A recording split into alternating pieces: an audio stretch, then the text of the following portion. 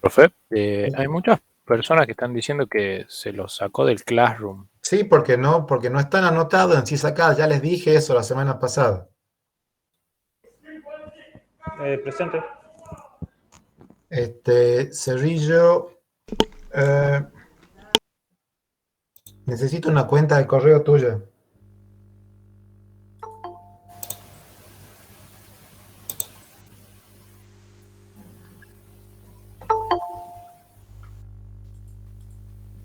Cerrillo. Sí, le escribo Sí, un por mensaje favor, por escribe en acá. el chat ahora la cuenta. Ya le escribo. Palacios.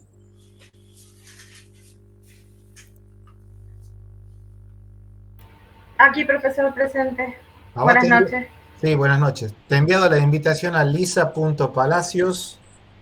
Sí, sí, desde ahí ingresé. ¿Y para qué te pide entonces la autorización para entrar ahora? No sé, o sea, yo toqué el link y quedé ahí a la espera de que me permitan ingresar. Profe, Sí. a mí me pasó lo mismo, tuve que agregarlo al Google Calendar para que me permita. Hay una opción dentro del mensaje que te dice sí aceptar, pero no está muy claro. Perfecto, Bueno, no sé. gracias. Cerrillo, estoy esperando tu cuenta de correo.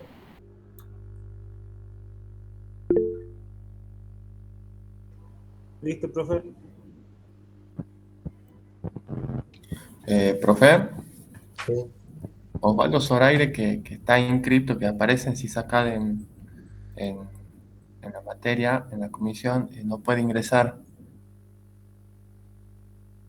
Zoraire no figura en CISACAD, ¿no? Bueno. Él me dijo que sí. Bueno, no figura en CISACAD, Zoraire. Bueno, escuchen una cosa. Yo les dije la semana pasada, ¿sí? El cupo en esta comisión está totalmente excedido, ¿sí? La clase pasada han habido casi 90 personas conectadas acá a la reunión esta de Meet. Ustedes han visto, es imposible trabajar así, ¿está? No se puede. Entonces, yo lo que he hecho ha sido, hasta esta mañana al mediodía, me he fijado la gente que está en CISACAD, la gente que no, la he sacado del Classroom, y es gente que no estoy admitiendo ahora a la reunión esta, ¿sí? Entonces, no voy a admitir gente porque no se puede, no es porque yo no quiera. No se puede trabajar de esta manera con la cantidad de gente que hay así de manera virtual, ¿sí? Entonces, les reitero, yo ya he pedido a la facultad que por favor dejen de inscribir gente en esta comisión porque no se puede trabajar así. ¿Está? Entonces, no, así como no les tomo la asistencia, no voy a admitir así a gente que no esté ahí anotada en CISACAD. Y la gente que se anota en el Classroom, yo la voy a ir sacando, por más que se anote 500 veces, la voy a ir sacando las 500 veces que haga falta. ¿Se entiende? Sí, profesor. Bueno, así que por favor, o sea, esto no es un problema mío, no es una cosa de que yo no quiera, ¿sí? Pero no puedo trabajar así, ¿está? Es imposible porque no vamos a poder hacer una cosa con toda esta cantidad de gente que hay, ¿sí? Quería consultarle.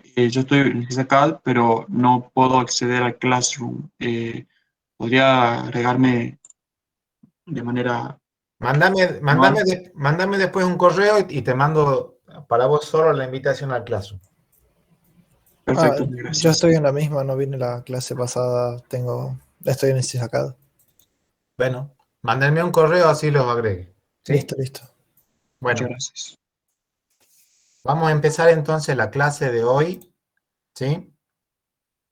Ya voy a poner acá para grabar.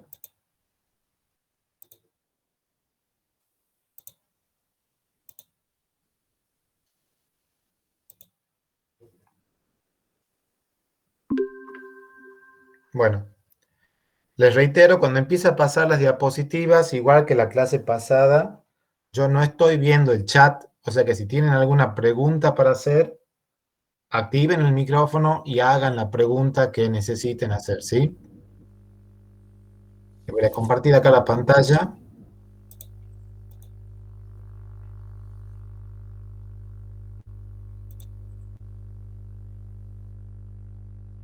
¿Están viendo ahí la pantalla mía? Sí, profe. Sí, Sí, profesor. profe. Sí, profe. Bueno, nosotros la clase pasada hemos estado viendo cómo era, digamos, el principio básico para solucionar un problema que no tuviera nada que ver con lo que es la parte de construcción de software, ¿sí? Después de ahí hemos terminado la clase viendo algunos mitos o creencias que hay con respecto al software. ¿Está? Entonces hoy vamos a seguir avanzando con respecto a eso en la unidad. Entonces, como dice acá esta diapositiva que está puesta acá, si cuando ustedes hablan de software, consideran que el software solamente está formado por programas, o sea, por código, en cualquiera sea el lenguaje que ustedes estén trabajando, como dice ahí, ustedes van a asociar la productividad que tenga una persona o un grupo de gente con la cantidad de línea de código que produzca en un cierto intervalo de tiempo. O sea, van a considerar que alguien es más productivo que otro si escribe más cantidad de línea de código que otro. ¿Sí? Ahora, eso es porque están considerando que el software solamente está hecho así por programas. ¿Sí? La cosa es que el software no está formado solamente, o no es solamente programas. ¿Sí? Entonces, es una partecita de toda una cosa que es un sistema. O sea, dentro de un sistema, ustedes van a tener una parte que es el software, otra parte que es el hardware. Hay bases de datos, hay gente. Si no hubiera gente, lo más seguro que el software que ustedes estén haciendo no tuviera sentido. Hay documentación, hay procedimientos, etc. O sea, es algo más que líneas de código a lo que uno denomina software. ¿Sí? Por eso dice acá, para que ustedes puedan hacer software de algo, necesitan conocer sobre ese algo. Por eso dice ahí que es conocimiento sobre un área de aplicación. O sea, por ejemplo, si ustedes tuvieran que hacer un software para liquidar sueldos, lo primero que tienen que saber es cómo se liquida sueldo. Mientras no sepan cómo se liquidan sueldos, ustedes no van a poder hacer ningún software que les permita hacer eso. ¿Sí? También se dice que es, bueno, todo un conjunto de programas junto con sus datos que permitan transformar una máquina general en algo particular que pueda resolver un determinado problema. ¿Sí? También incluye la documentación que uno va generando o que se va generando durante el desarrollo de todo ese sistema. Todas esas cosas incluye el software, ¿sí? Por eso se dice que incluye programas, diseños, ¿sí? De los que sea o que hagan falta, las especificaciones, los requisitos que tenga el sistema, cualquier información que tenga que ver con el desarrollo, todo eso incluye el software, ¿sí? Y ahí ustedes van a encontrar una de las tantas definiciones que hay a qué se le denomina software. Esta definición la da la IEEE, no es que sea la única, no es que sea la mejor, la más completa ni nada, es una definición que hay y que dice, bueno, que es la parte de un sistema que se puede codificar para que se ejecute en una computadora, ¿sí? Y a su vez incluye toda la documentación asociada para comprender, transformar y usar esa solución, ¿sí? O sea que además de código, va toda la documentación necesaria para todo eso. Y cuando es documentación, no es solamente la documentación de cómo se usa, para qué se usa, características, sino pueden ir todos los diseños, diagramas, modelos que ustedes hayan ido haciendo durante el desarrollo de ese software. ¿Sí? Entonces dice, bueno, ¿y por qué entonces el software tiene esas características que lo distinguen del resto de otras cosas? Una de esas características es que es intangible, o sea, no se lo puede tocar, no se lo puede pesar, nada de esas cosas, ¿sí? Tiene un alto contenido intelectual, lo que les decía recién. No van a poder hacer software, por ejemplo, para liquidar sueldos si ustedes no conocen cómo se liquida sueldos, ¿sí? No se los suele reconocer como un activo, o sea, cuando ustedes en una empresa, en una organización, etcétera, quieren ver con qué cosas cuenta, por lo general se cuentan las cosas, digamos, físicas, ¿sí? Tiene tantas computadoras, tantas máquinas, tantas mesas, tantas sillas, pero no se cuenta, digamos, de el software que tiene para hacer una determinada tarea, ¿sí? Su proceso de desarrollo, dice, es de mano de obra intensiva y basado en equipos. Al día de hoy, salvo que sea una cosa muy chica, no se trabaja así de manera sola, ¿sí? Y potencialmente es modificable hasta el infinito, ¿sí? Eso obviamente que no quiere decir que siempre se lo va a poder modificar en cualquier momento, cualquiera sea el cambio que se quiera hacer, pero en teoría se puede modificarlo la cantidad de veces que haga falta, ¿sí? Que son cosas que distinguen al desarrollo de software con respecto al desarrollo de otro tipo de cosas, ¿sí? ¿Qué cualidades tiene el software? ¿O qué cualidades uno buscaría que tuviera un determinado software?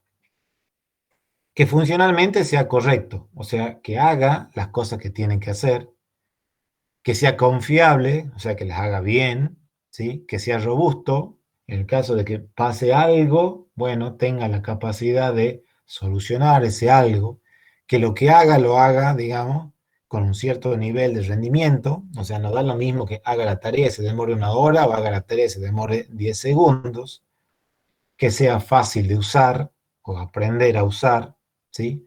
Que se pueda verificar las cosas que va haciendo, que se lo pueda mantener, o sea, se le pueden ir haciendo correcciones o se lo puede ir ampliando, etcétera. Que se puedan reusar partes de ese software para otro software, ¿sí? Y lo que ustedes no van a poder lograr es que un software cualquiera cumpla con todas esas cualidades o características, ¿sí? Entonces, hay software que cumple un conjunto de esas cualidades, otro que cumplen con otro conjunto de cualidades, uno tiene más peso en una, otro tiene más peso en otra. Es imposible cumplir con todas esas. Se busca tratar de cumplir lo más que se pueda con cada una de esas cualidades u otras que hubiera, ¿sí? ¿Se entiende esto hasta acá? Sí, profe. Profe, Bueno, Entendido, profe. entonces dice acá, bueno, si eso es software, ¿qué es esto de la ingeniería de software? ¿Sí? Cuando ustedes hablan de ingeniería, lo dice ahí en ingeniería, el proceso de construcción de algo es predecible, controlado, independiente del autor. ¿Sé qué quiere decir eso? Si ustedes están, por ejemplo, hablando de que quieren hacer un puente y quieren seguir todos los principios, normas, procedimientos que da la ingeniería civil, por ejemplo, para construir un puente, ustedes el proceso de construcción del puente lo pueden predecir, o sea, pueden planificar, pueden saber cuánto tiempo les va a llevar a hacer eso, ¿sí? Es controlado, o sea, ustedes pueden ir, si algo se va desviando de su camino, pueden reencauzarlo, es independiente del autor, o sea, al margen de qué persona esté trabajando, se está siguiendo el mismo procedimiento, se tiene que llegar a un resultado igual o muy parecido, ¿sí? Eso es si uno sigue, digamos, por ejemplo, la construcción de un puente siguiendo normas, procedimientos, etcétera, de la ingeniería, ¿sí? En el caso de la ingeniería de software, dice, es una disciplina de la ingeniería, es una rama de la ingeniería, cuya meta, o sea, lo que está buscando, es el poder desarrollar software de alguna manera y que eso sea, digamos, costeable, o sea, que no sea una cosa que infinita en el tiempo o que consuma tantos recursos que no se lo pueda terminar, o que sea muy costoso, o sea, que se pueda hacer en el tiempo, que consuma la menor cantidad de recursos. Cuando hablamos de recursos, eso va relacionado también ahí con la parte económica, ¿sí? Eso es lo que busca la ingeniería de software. Y ustedes van a encontrar una serie de definiciones de a qué se le llama ingeniería de software, ¿sí? Acá aparece una que dice ahí, bueno, es una disciplina de la ingeniería que comprende todos los aspectos de la producción del software, desde las primeras etapas hasta el mantenimiento, ¿sí? El mantenimiento, recuerden que una vez que se le entrega la primera vez el software, digamos, al cliente, a partir de ahí empieza la etapa de mantenimiento. Por lo tanto, lo que es la ingeniería de software arranca desde el comienzo, digamos, cuando se presenta el problema, hasta que el software se retira del mercado, o sea, concluye el mantenimiento, ¿sí? Esa es una definición que pueden encontrar. Otra definición, como dice ahí, es el establecimiento y uso de principios de la ingeniería, que lo que buscan es obtener de alguna manera que sea económica, software que sea fiable, que funcione de manera eficiente sobre máquinas reales. Una tercera definición que pueden encontrar, también la da la IEEE, pueden ser tres cosas. La primera, como dice ahí, la aplicación de un enfoque sistemático, disciplinado, cuantificable hacia el desarrollo, operación y mantenimiento de software. El estudio, perdón, he dicho tres cosas, eran dos cosas. Y el estudio de enfoques relacionado con lo primero, o sea, con la aplicación de ese enfoque sistemático para el desarrollo, la operación, mantenimiento de software. Y pueden encontrar también, acá les ponemos así una cuarta definición de que se puede llamar ingeniería de software, que dice, bueno, que es un conjunto de métodos, herramientas, procedimientos para obtener un producto software que tenga una gran calidad y de manera productiva. ¿Qué son los métodos? Indican cómo construirlo al software. Las herramientas dan algún enfoque automático, semiautomático para ese proceso. Y los procedimientos dan la secuencia en la que se van aplicando los distintos métodos, las distintas entregas que se tienen que hacer, los controles que se van haciendo en el medio, etc. ¿Sí? Esas son definiciones que ustedes pueden encontrar de ingeniería de software. Pueden estar esas, pueden estar otras definiciones, ¿sí? La cosa es que, si ustedes se fijan, más o menos todas enfocan o van hacia la misma idea, ¿sí? Después, la ingeniería de software, digamos, se basa en una serie de principios, ¿sí? Que son los que lo rigen. Uno de ellos, por ejemplo, es, que dice ahí, rigor y formalidad. O sea, si aquí estamos hablando de que la ingeniería de software es una rama de la ingeniería que en este caso permite desarrollar software con una serie de características, las tareas que implica la ingeniería de software no se harían si no se sigue así una serie de formalismo o si no se hacen las cosas con un cierto grado de rigor, ¿sí?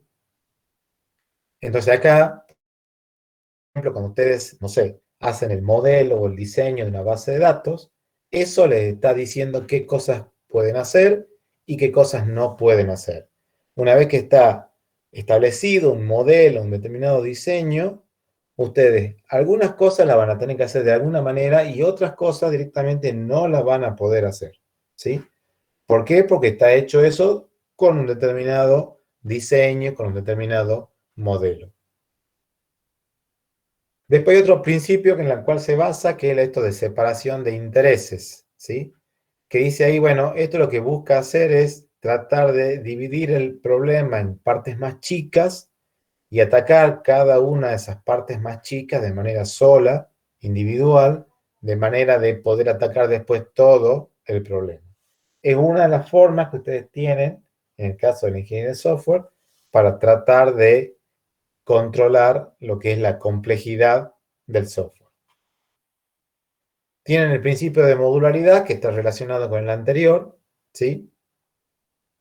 Que este principio de modularidad está relacionado con esos dos conceptos, cohesión y acoplamiento, ¿sí? Entonces, ustedes cuando buscan, hacen un diseño cualquiera, lo que buscan es tener alta cohesión y un bajo acoplamiento, ¿sí? La cohesión es cuando ustedes hacen algo y las cosas que hace ese algo están relacionadas con ese algo y no otra cosa. Entonces, si por ejemplo ustedes están haciendo un sistema, no sé, para llevar el control de alumnos, no sé, en un establecimiento educativo, y a ustedes les interesa saber quiénes son los alumnos, qué materias rinden, en qué materias se inscriben, ver el historial, la evolución académica y todas esas cosas, lo más seguro es que a ustedes no les interese ahí del alumno, por ejemplo, no sé, color de pelo, color de ojos y ese tipo de cosas, porque eso no le hace a el problema que ustedes están queriendo resolver. Y de la misma manera, a ustedes a ese alumno le podrán decir, bueno, el alumno ¿qué puede hacer? Y se puede inscribir en una materia, puede rendir un examen, puede tener asistencia a una clase, etc. Entonces esas son eso, y cuando ustedes diseñen eso, van a ser de tal manera que a un alumno ustedes le puedan pedir esa información y no otra cosa, ¿sí? Y que cuando hagan un cambio en un alumno, ese cambio incida en lo posible solamente en lo que esté referido al alumno y no a otra cosa.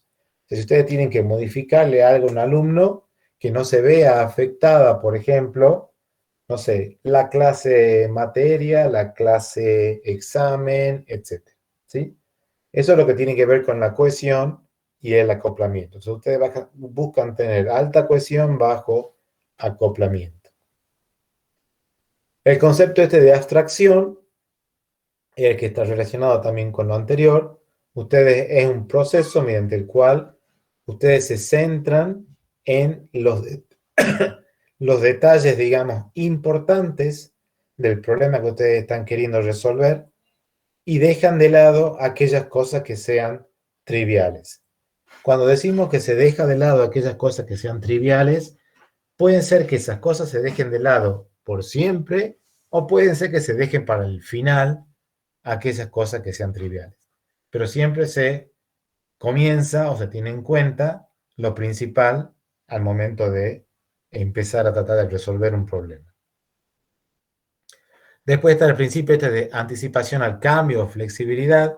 Y como dice ahí, bueno, el software ya se sabe, va a ir sufriendo cambios de manera permanente, ¿sí?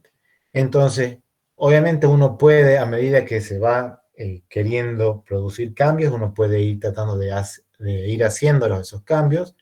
Y también lo que se puede hacer es tratar de anticiparse a esos cambios, para cuando llegue, se tenga, por ejemplo, algo hecho y que facilite que ese cambio finalmente se termine concretando, ¿sí?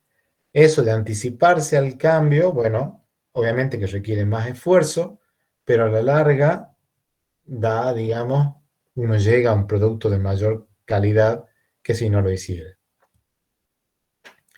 Después está este principio que dice ahí generalidad, ¿sí? Ustedes cuando están intentando resolver un problema con el software, una cosa que pueden hacer es tratar de encontrar la solución a ese problema puntual y nada más.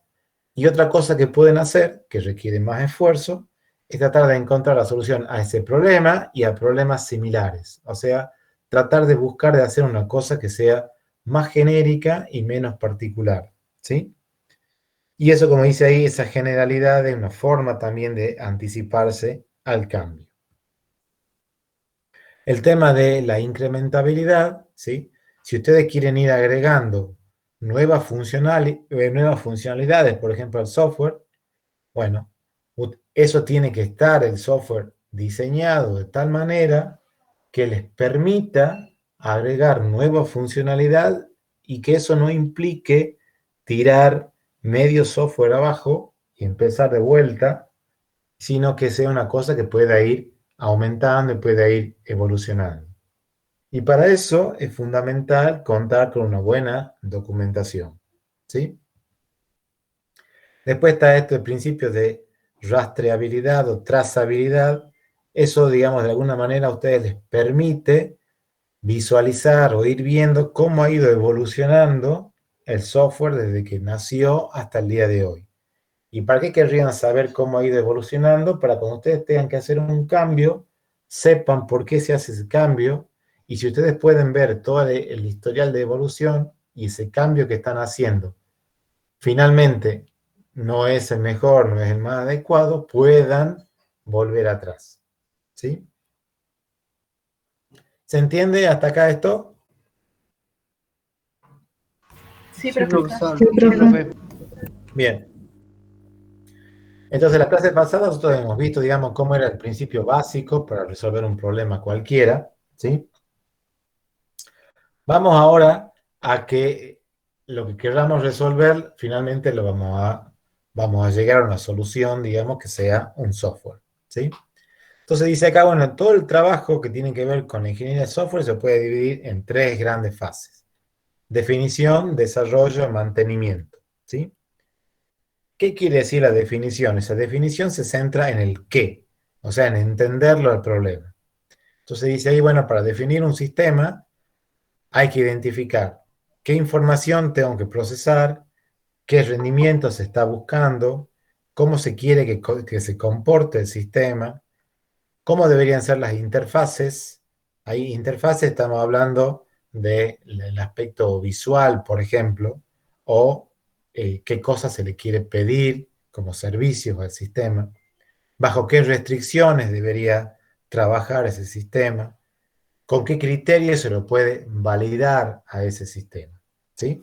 Eso es lo que hace esa fase de definición que estamos hablando acá. Y cuando se está en esa etapa de definición, ahí tienen lugar, digamos, básicamente esas 3 tareas que están puestas ahí. Análisis del sistema, la planificación del proyecto y el análisis de los requisitos. ¿Sí? Para que ustedes puedan planificar el proyecto, lo primero que tienen que hacer es entender qué es lo que quieren, cuál es el problema a resolver. ¿Sí?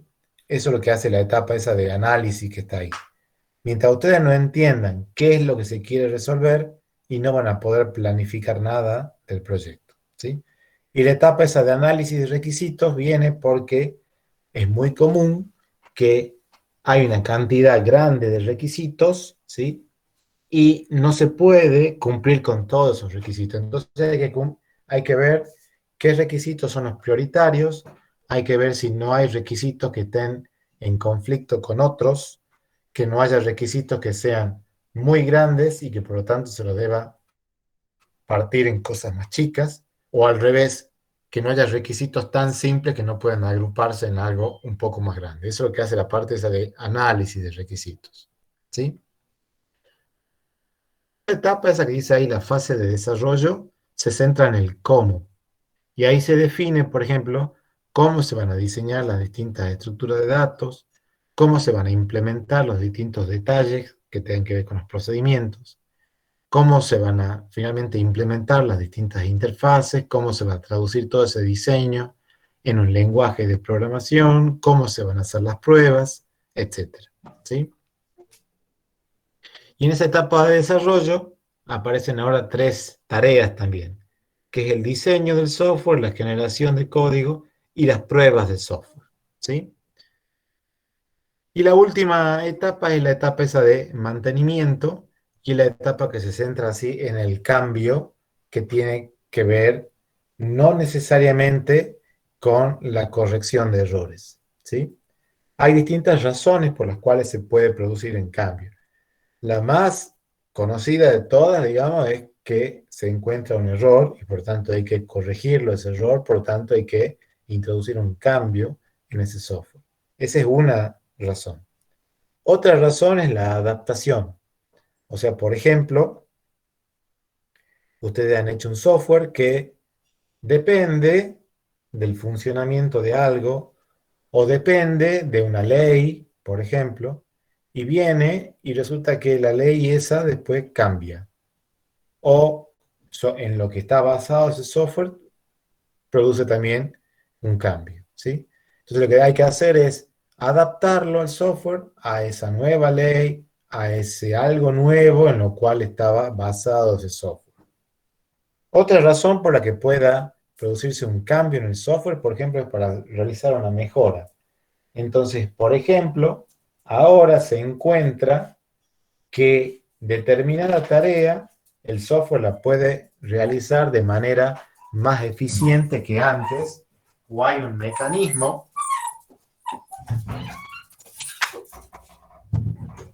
con el cual, distinto, con el cual se puede hacer la tarea esa, ¿sí?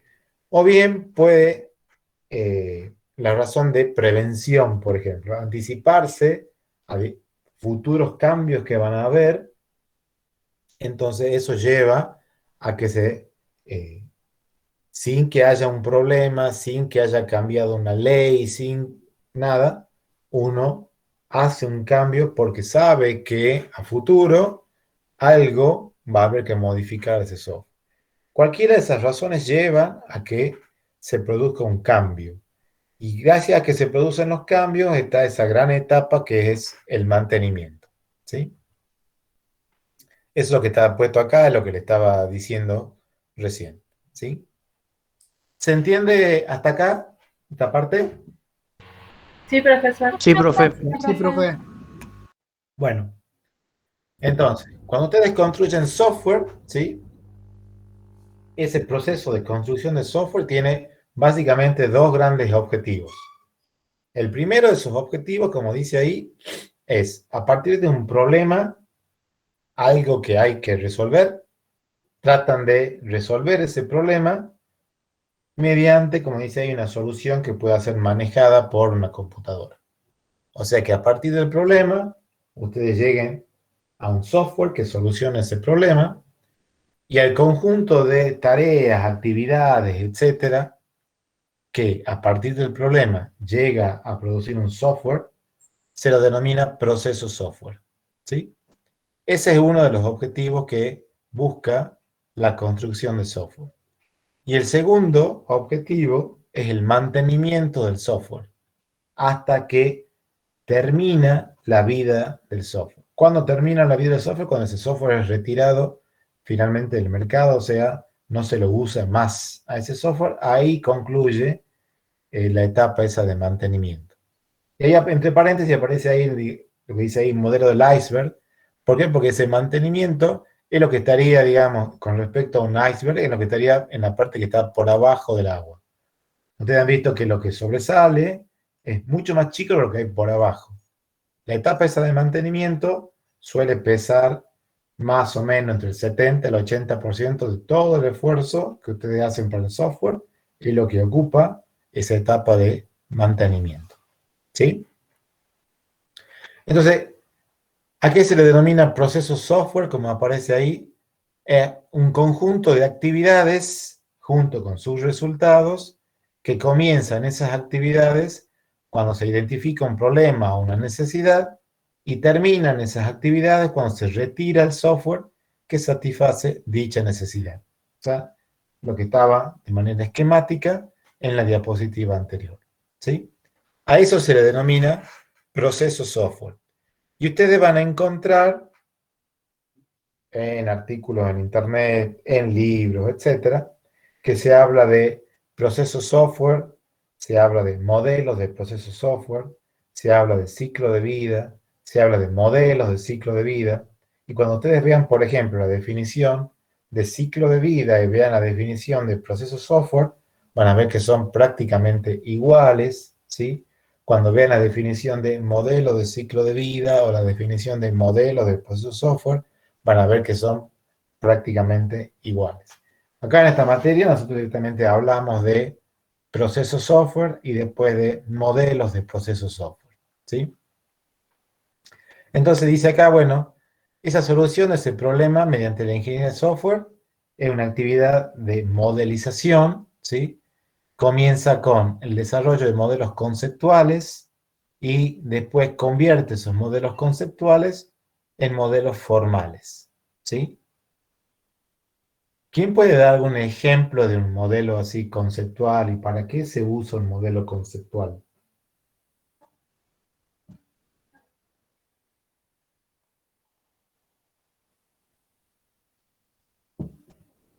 No entiendo la pregunta, profe, ¿puedes repetir? ¿Qué es un modelo conceptual? Y es lo que conocemos como modelo de dominio, ¿no, profe? Ajá. Es una representación abstracta de los componentes, digamos, del problema Bien. a resolver. Así que sí, es eso. ¿Y qué es un modelo formal? Y supongo que sería algo así como un diagrama de clases a riesgo. Ajá, sí.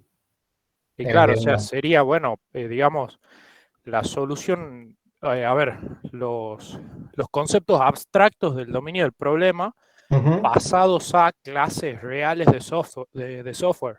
Bien, Eso sería, digamos, supongo, bien, un modelo formal. bien. Ahora una pregunta.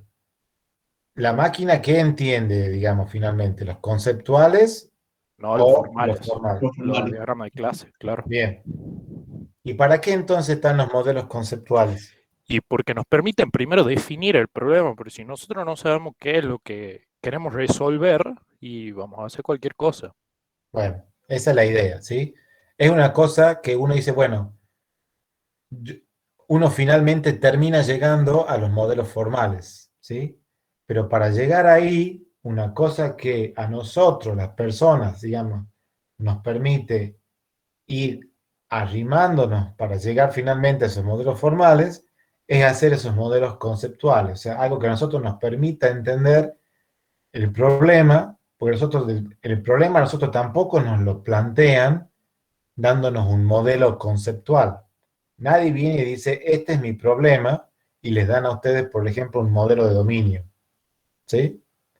Sino que es una cosa hablada, ¿sí? Entonces uno, a partir de eso que a uno le están hablando, o algo que está escrito, uno ¿qué hace?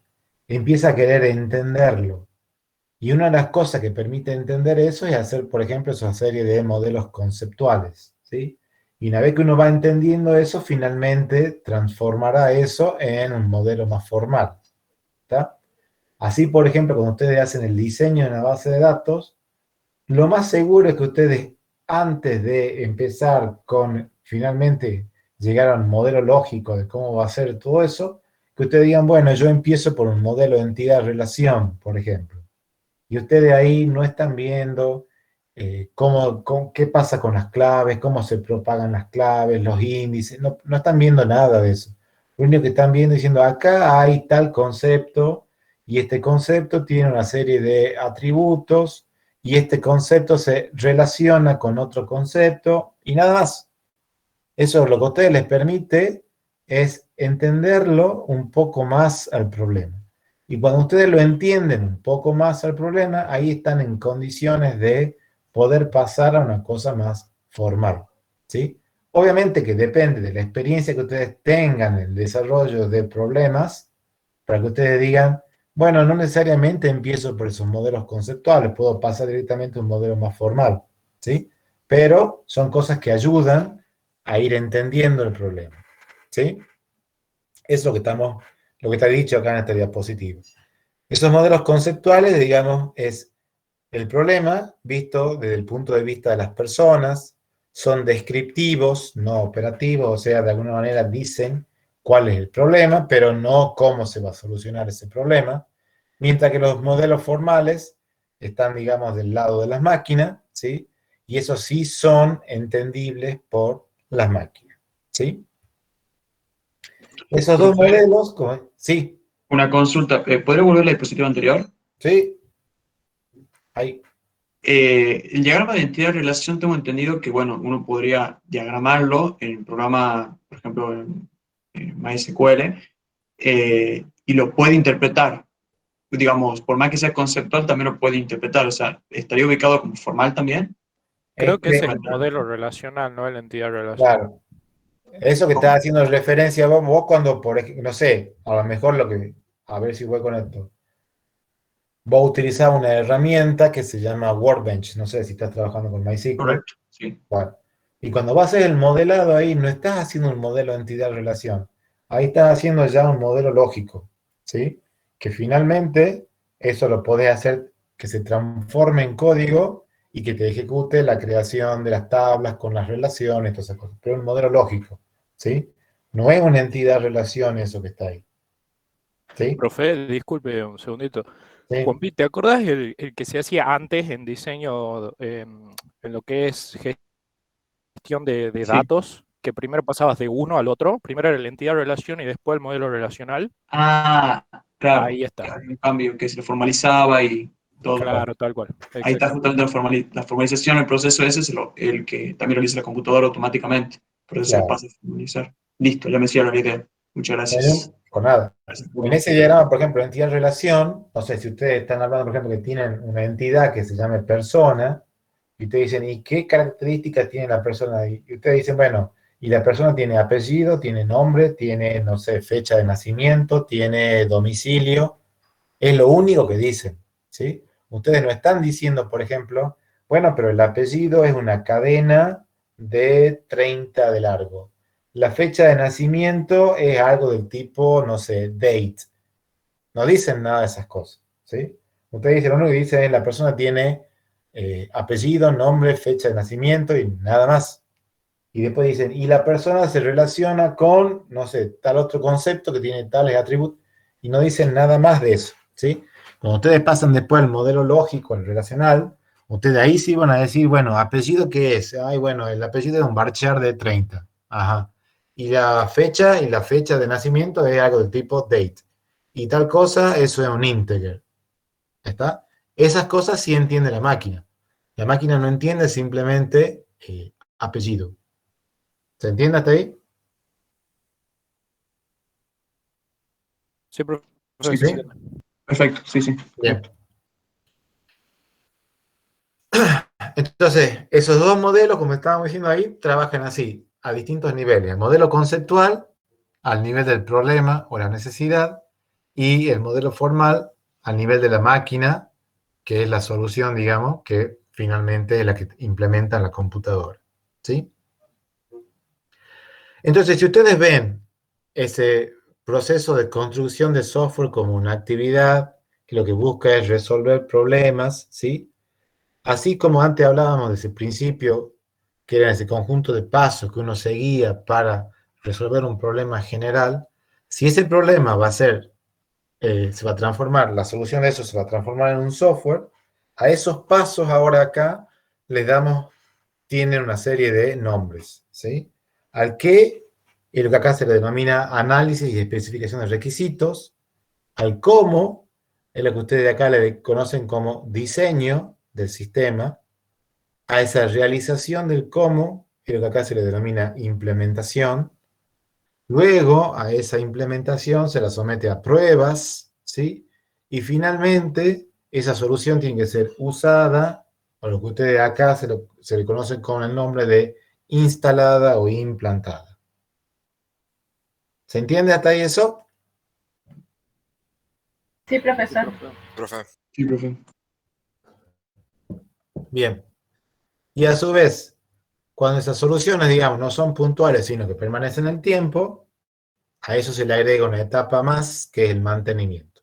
De ahí viene ese segundo objetivo que buscaba la construcción de software cualquiera. ¿Sí?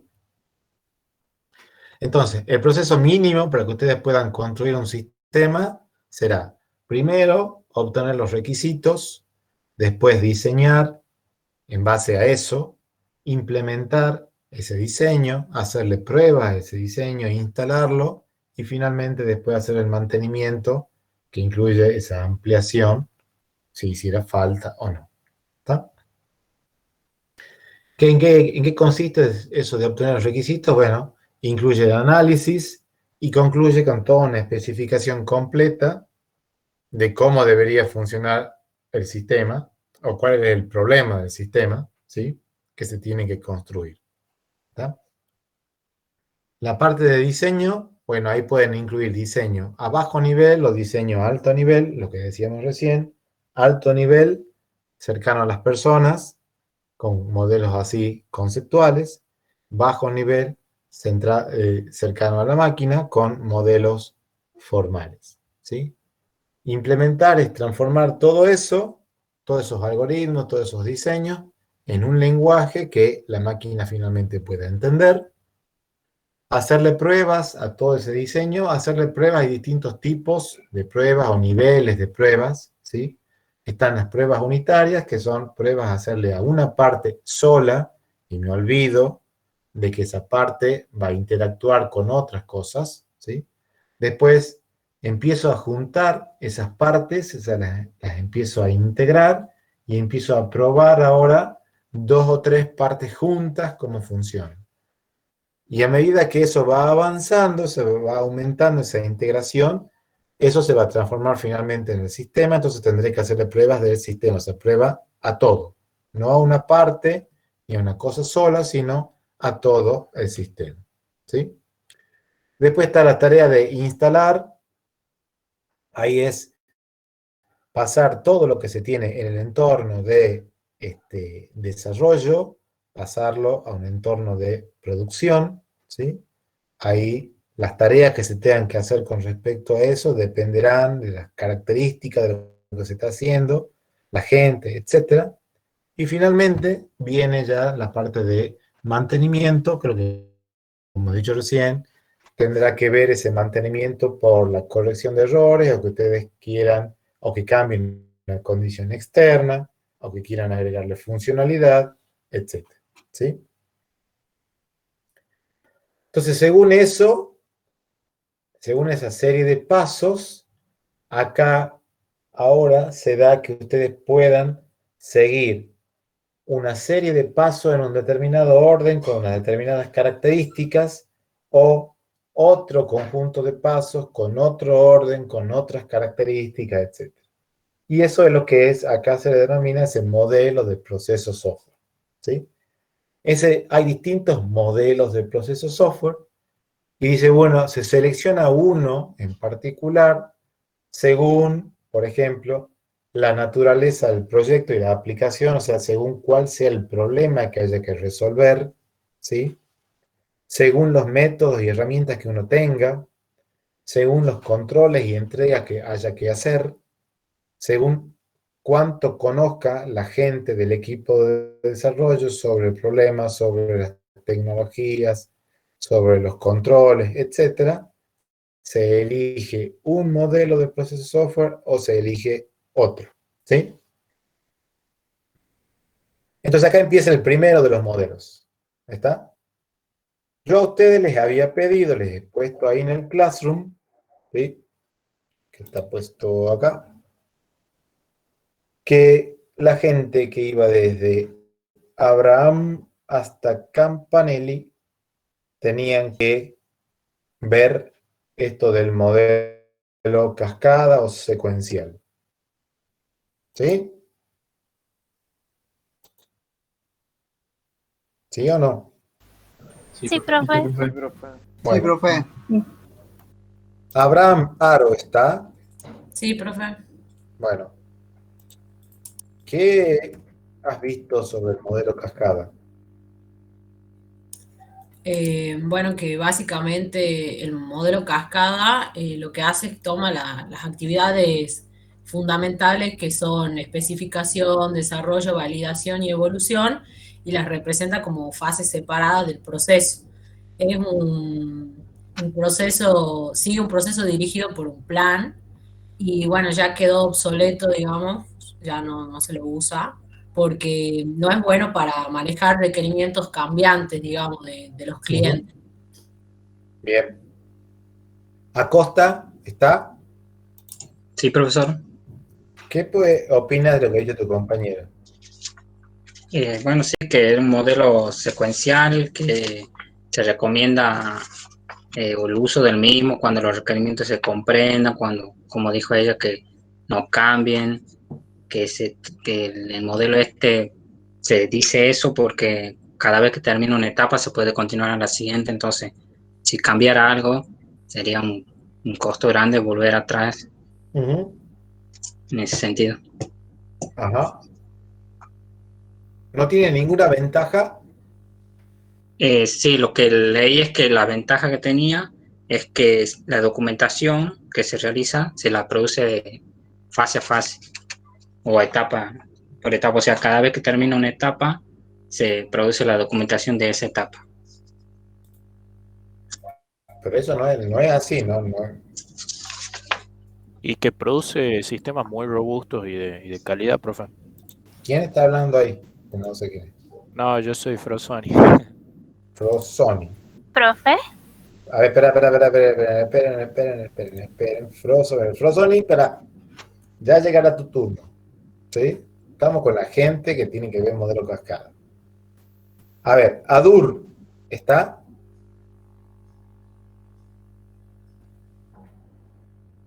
Sí, profe, acá estoy. Bueno, ¿qué opinas de eso que ha dicho tu compañero recién? De lo de con respecto a que produce sistemas sólidos. No, con respecto a la documentación. Claro, en la fuente de lo que yo leí también decía de que a medida de que se va avanzando en cada etapa se va produciendo documentación y por lo tanto al final se llegaba con un, ¿cómo se podría decir? Con no sé, como una interpretación, una buena interpretación de lo que es el problema o como que estaba bien, no sé cómo decirlo, profe.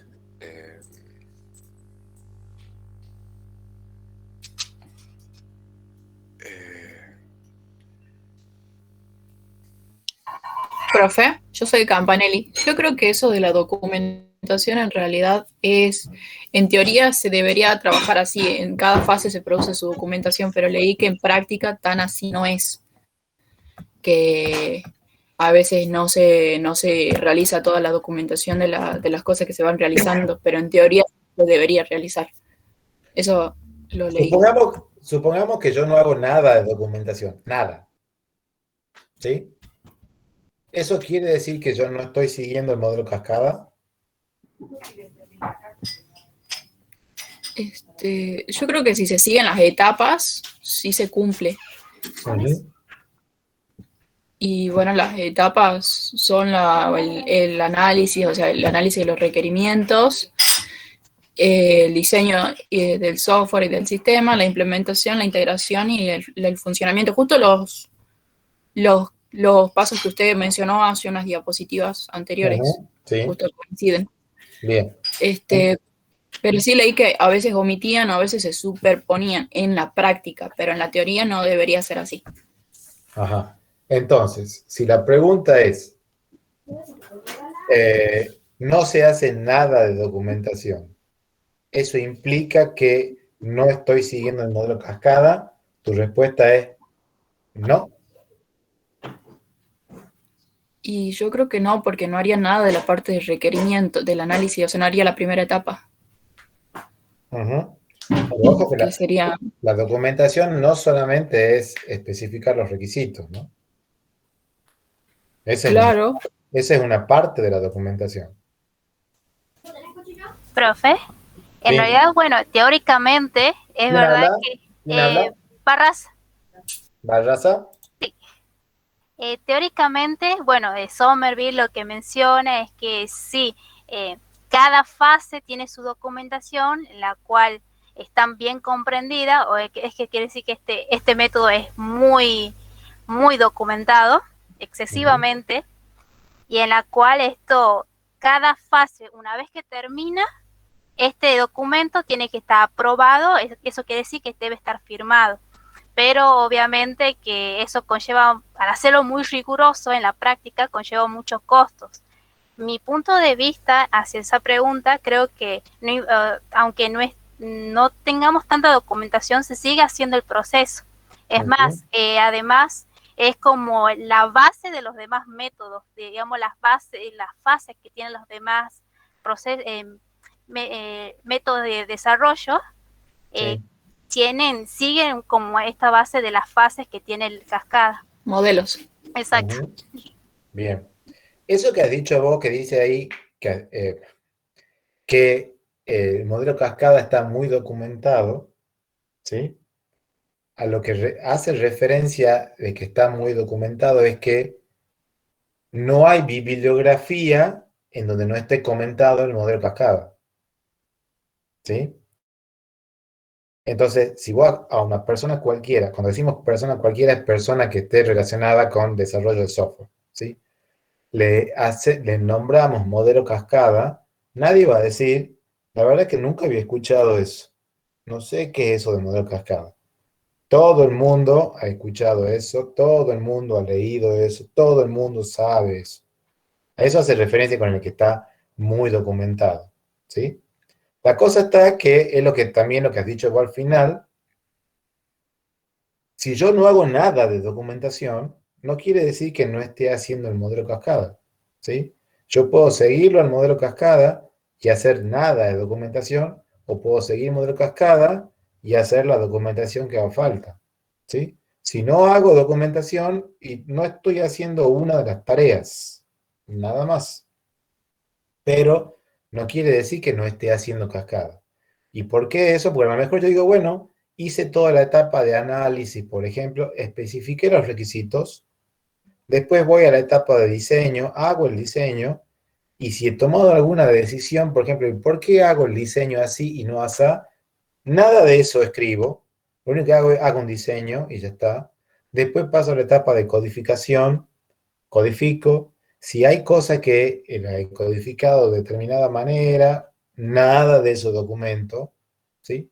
Hago pruebas, los resultados de las pruebas y los errores que encuentre, nada de eso documento. Eso no quiere decir que no esté haciendo cascada, pues voy siguiendo las etapas que va dando cascada, nada más que no voy documentando nada. ¿Se entiende hasta acá eso? Sí, profe. Sí, profesor. Bien. Sí, profe. Aguirre. Sí, profe. Bueno, básicamente... No he hecho ninguna pregunta. Ah, bien. ¿Y el pobre modelo cascada no tiene ninguna ventaja?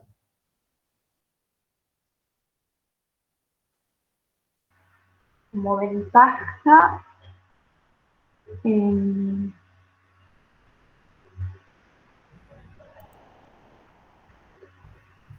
yo creo que en realidad, bueno, es muy juzgado, digamos, este modelo, justamente por lo que necesitas terminar cada fase para cumplir los objetivos, para pasar a la anterior, y capaz que eso también puede ser como una ventaja, porque se tienen que cumplir todos los objetivos para recién pasar a la siguiente. Lo único que sí es que desde el inicio se tienen que mantener los mismos requisitos, y que, bueno, y que no se puede ir cambiando, como que los congelan.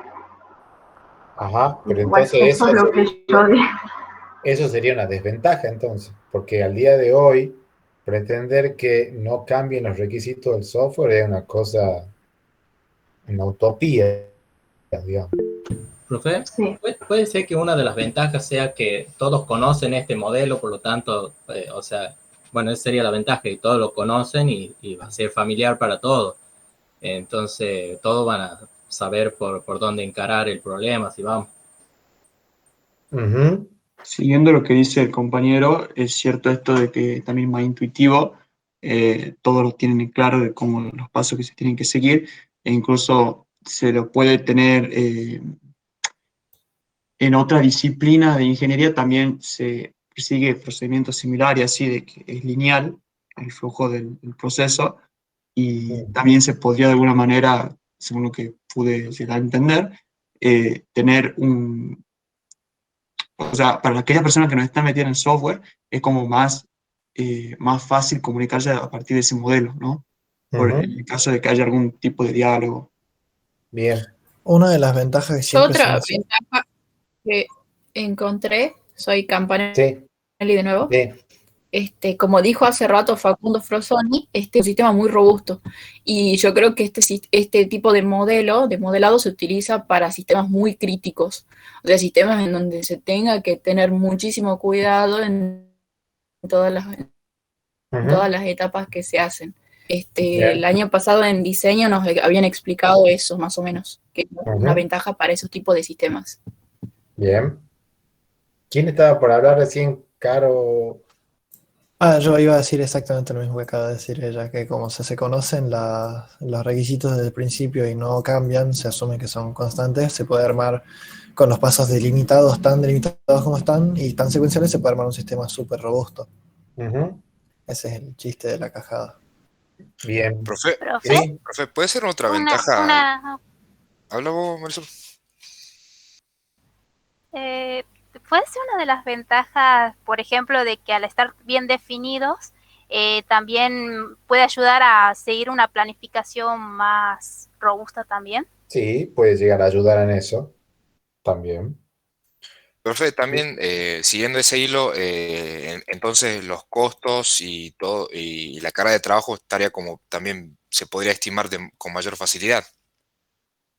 Eh, es más fácil estimar siguiendo el Exacto. modelo cascada que, por ejemplo, siguiendo un modelo de tipo incremental, ese tipo.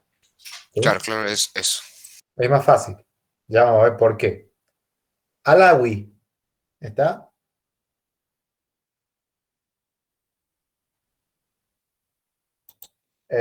Arnedo,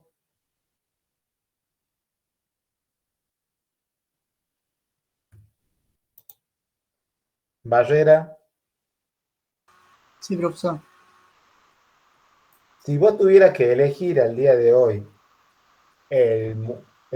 solucionar así un problema haciendo un software, siguiendo el modelo cascada, ¿lo harías? Y sí, porque es intuitivo y aparte uno puede seguir los pasos y ir, digamos, de lo que es el análisis de requerimientos, el diseño, la codificación, las pruebas, la Bueno, los otros implementación. modelos del proceso de software también se van siguiendo pasos, ¿no?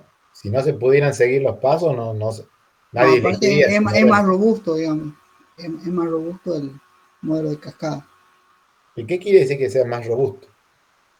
Digamos, a los cambios, digamos. Eh, No, no es que que sea robusto a los cambios, no admite cambios.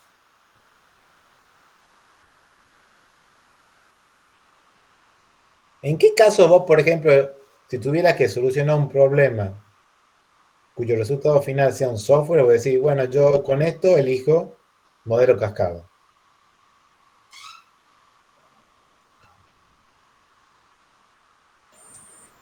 Un sistema crítico de seguridad o de protección. Espera, la pregunta iba para Barrera. eh,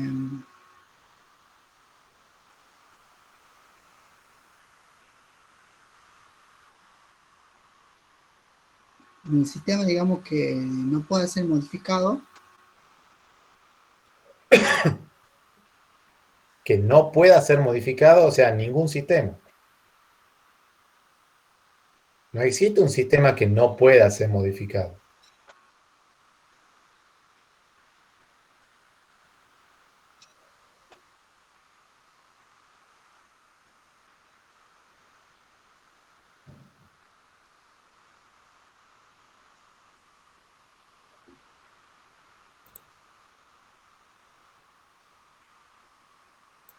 ¿Bazán está? Buenas noches, profe, ¿cómo le va? Bien. La Bien. misma pregunta que le he hecho a tu compañero. ¿Si lo utilizaría o en qué caso? ¿Cuál de los No, si dos? no- no nunca le he preguntado yo a él si él autorizaría. Le he preguntado si él No, no, perdón, elegiría. ¿en qué instancia lo utilizaría? Esa es la pregunta, ¿verdad? Sí, si lo utilizarías, por ejemplo, en cascada. ¿Y en qué casos, por ejemplo? Bueno, en el caso donde, o sea, todos los requerimientos, o sea, del proyecto, sean concisos, o sea, el proyecto en su elaboración, en su proceso, no conlleva una modificación en cualquier etapa del ciclo que lleve el proceso, o sea, el ciclo de vida. ¿Vos me podés dar un ejemplo? Ahí no sé. A ver, déjeme que piense un poco. Sí.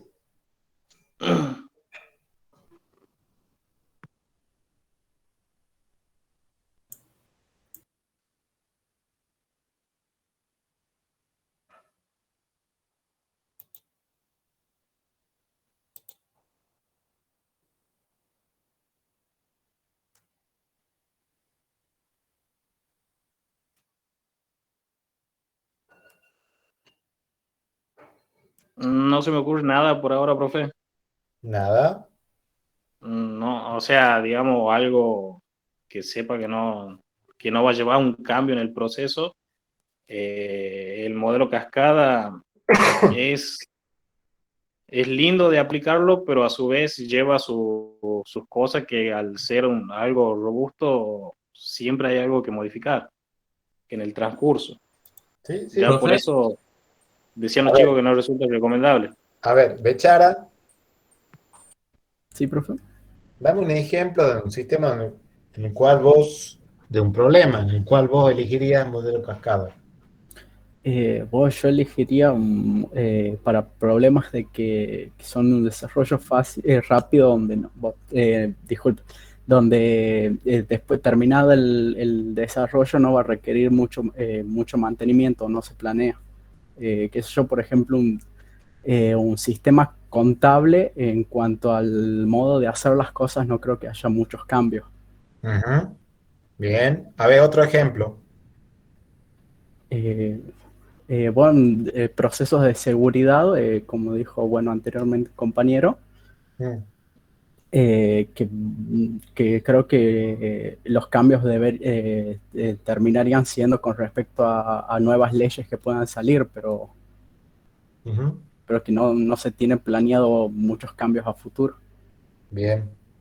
Bueno, supongan que a ustedes lo llaman para decirle, yo tengo un negocio que se dedica a vender ropa y quiero hacer un sistema para hacer las compras que yo hago a mis distintos proveedores y hacer las ventas que yo hago a los distintos clientes. Y obviamente después querré, ver el total de ventas del día, del mes, de la semana, ver el producto que más se vende, bla, bla, bla. ¿Ustedes elegirían para solucionar ese problema, Cascada? Yo no. ¿Quién ha dicho que no? Mariano, de Ajá. nuevo, Caro. yo. ¿Por qué no? Yo creo que usaría algo más, un prototipo incremental para ese caso, porque A es más chiquito, así que convendría usar prototipo incremental. Y otro motivo es porque ¿Cómo que a es la más persona... chiquito? ¿Qué es eso que sea más chiquito? Tenía entendido que lo chiquito normalmente tiende a cambiar más rápido. ¿No? Profe, Ok. pero en No, este caso, como que estarían bien definidos los requerimientos, entonces sí lo utilizaría por esa razón. O sea, Claro, es un sistema tan común y básico que seguramente no van a cambiar los requerimientos. Claro, o sea, acá, ¿qué es lo que va a haber? Obviamente ustedes dicen, bueno, acá hay cosas que se venden, productos que se venden, ajá. Y bueno, a alguien se los compran, son los proveedores, ajá. Y a alguien le venden, sí, a los clientes, Yo ajá. creo que depende también del tiempo. Perdón por interrumpirlo. No, no hay problema. Porque capaz que mi cliente Mm. quiera su producto, como dijo, que no es un producto así muy grande, o sea, Ujú. que tenga tantos procesos, capaz que lo quiera rápido. Entonces, capaz que haya otra persona que lo haga muchísimo más rápido y si yo hago un modelo cascada, me demore mucho más por todas las etapas que tengo que cumplir. Entonces, Bueno, dependería también de esa situación. es que Yo eso creo que, que con eso ese que está caso, diciendo, eso que está diciendo vos de la rapidez, ¿sí? Una cosa es que vos digas que le querés entregar el producto completo al cliente Claro, o por partes, o que que le sería un entregues por incremental, parte. ¿Tá? Una de las desventajas que tiene Cascada es que se entrega todo. No se entrega una claro, la parte. inflexibilidad. En este caso, le podrías decir al cliente, esta es la parte que a usted le va a permitir hacer la compra a los proveedores. Y es lo único que puede hacer. Compra a los proveedores, nada más. Mire esa parte a ver si es que hay algo que esté mal, más o menos, o si está todo bien. Voy a hacer la parte de la venta. No, en cascada se hace entero y termino y se entrega entero. ¿Sí? Entonces, eso es lo que tiene que ver con la parte de la rapidez. ¿Está? Pero si Claro, uno dice, por eso claro, si les uno decía que dice depende del tiempo, de la el situación. sistema completo, no tiene nada, o sea, no es que porque yo siga cascada voy a llegar más lento que si alguien lo hace de manera incremental. Y hablo de eso, digamos, de que lleguemos al mismo producto, o sea, que tenga la misma cantidad de funcionalidades. La diferencia es que el incremental yo le voy diciendo por partes, ¿sí? Pero con el tema de tiempo no tiene nada que ver uno con el otro. O sea, no quiere decir que cascada voy lento y con los otros voy rápido. Profe, ¿puede ser que si es una tienda de ropa que ya lleva 5 o 6 años en el negocio, ya tiene un montón de ropa, convenga hacer el incremental para darle primero la parte en la que ellos cargan sus productos y mientras van cargando los productos nosotros seguimos trabajando en el resto de la... Bueno, pero es que eso ya funcionalidad? depende de otras cuestiones, que uno dice, bueno, yo no quiero, por ejemplo, o yo no quiero, o el cliente no quiere, tener que esperar hasta el final para ver todo. Claro. Entonces, uno dice, bueno, si esa es una de las características, por ejemplo, que el cliente va a ir por partes viendo, bueno, obviamente no puede ir con cascada ahí, ¿está? Pero en ese caso también, por eso les digo que esto también depende del cliente y del problema. Una de las cosas que necesitan los modelos de esto del tipo incremental es que el cliente tiene que estar dispuesto a participar desde el día 0 hasta el final, ¿sí? Entonces no serviría de nada que yo lo tenga al cliente y le diga, bueno, acá está esta partecita, quiero que lo use, lo pruebe, me diga los errores, las cosas que están bien, las cosas que están mal, etc. Y el cliente me diga, bueno, no, yo no voy a hacer eso. Chao, se me muere mi idea de incrementar. ¿Sí? ¿Se entiende hasta acá esto? Sí, profe. Bueno, sí, profe. Entonces, resumen de esta parte de cascada, ¿sí? El modelo cascada no se puede usar al día de hoy en sistemas que uno dice, esto tiene mucha tasa de cambio, que los cambios son muy frecuentes, son muchos, no se puede usar cascada porque es un sistema que no admite cambios. Entonces, ese modelo de proceso software de tipo cascada, una de las cosas que me exige es entender todo o la gran mayoría al comienzo y recién ahí se puede ir avanzando. Al día de hoy lo que pasa es que la manera en que se trabaja es que uno busca entender las cosas principales e ir metiéndose después en los detalles a medida que uno va avanzando, ¿sí? La cosa es que el modelo cascada no quiere decir que al día de hoy no se use nada y que sea una cosa que nadie usa, a pesar de que todos lo conocen, nadie lo usa. Si yo tengo una cosa así que yo ya sé, lo conozco el problema, sé que los cambios que se pueden producir ahí son chicos, inclusive me puedo anticipar a esos cambios, etcétera, me puedo meter con un modelo cascada y no voy a tener ningún problema, ¿sí? Lo otro, cascada no tiene nada que ver con la documentación, o sea que, si sigo cascada he generado documentación, mucha y buena, no tiene nada que ver, puedo no haber hecho nada de documentación, ¿sí? De la misma manera que los incrementales no quiere decir, acá no se hace documentación, también es falso, ¿sí? Siempre se hace documentación. Cuando no se hace documentación, obviamente después se tienen problemas cuando se tiene que hacer un cambio. ¿Hasta ahí? ¿Alguna duda, pregunta? Profe, Sí. yo tengo una pregunta. Cuando Sí. habla de documentación, ¿sería la presentación formal de, bueno, los diagramas, todo eso? Documentación incluye, obviamente, una de las partes de la documentación es la parte de la especificación de los requisitos, ¿sí? Imagínense que si yo lo que quiero es ir cambiando los requisitos, o sea, no es que yo quiera, sino la naturaleza del problema lleva a que vayan cambiando los requisitos. Si yo no lo tengo documentado esos requisitos de alguna manera, ¿cómo hago después para ir modificando esos requisitos? ¿Sí? Porque no es que cada requisito va a cambiar una vez y ya está. Ya cambió una vez, no vuelve a cambiar y listo. No. Los requisitos van cambiando varias veces. Y hay veces que se tiene que volver atrás de un cambio porque el cambio que se había hecho no lleva a nada, ¿sí?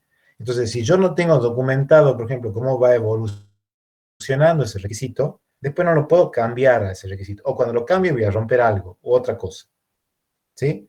Entonces, que yo siga un modelo cascada o incremental no tiene nada que ver con la documentación. La documentación siempre va va a ayudar a que se puedan hacer los cambios.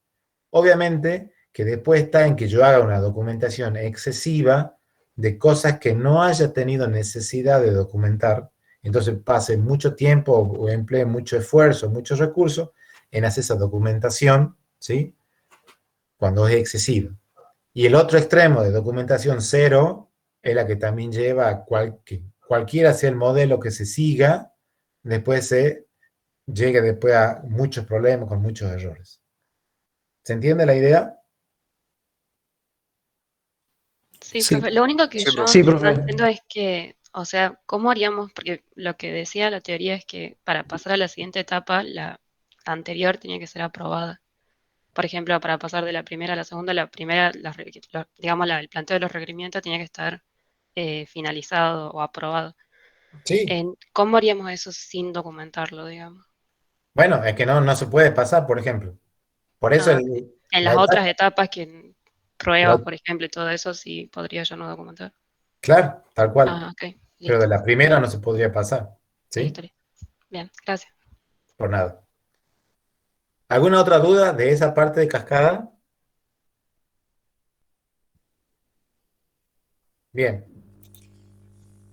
Vamos entonces a ver que vea aquí.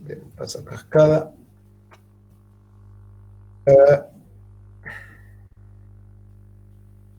Bueno, Carlos Nazábal ha estado hablando ahora.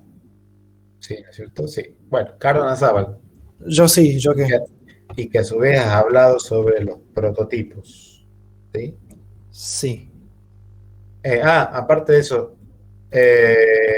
escribime en el chat ahí tu correo que no lo tengo, ¿no? Ahora se lo escribo. Bueno. ¿Quiere que responda primero, le escribo después o escribo primero?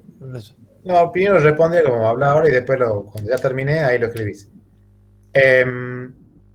¿Qué característica o cómo funciona el tema del modelo de prototipos?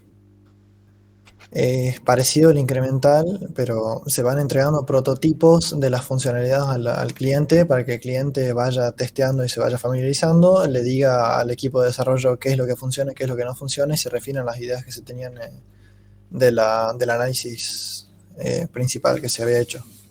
Pero resulta que el modelo de prototipos busca solucionar uno de los grandes problemas que tiene Cascada.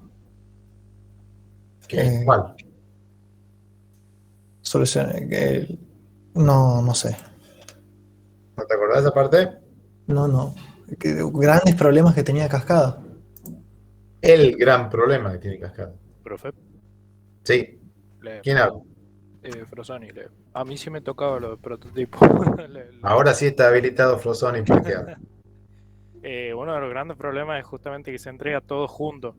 Lo que en el Cascada prototipos nos permite ir haciendo entregas incrementales, bueno, en caso de que así se decida. Es que ese es un tipo de prototipo. Claro, Hay por dos eso. tipos. O sea, sí. Digamos, tenemos los prototipos que nos sirven solamente para refinar los requerimientos y los prototipos que son justamente entregas incrementales y que se va construyendo el sistema en base a esos prototipos. Por eso digo, en caso de que así se lo defina, en caso de que se defina que se va a hacer unas entregas incrementales. Ese es uno de los problemas que soluciona respecto a Cascada. Profe, perdón, disculpe.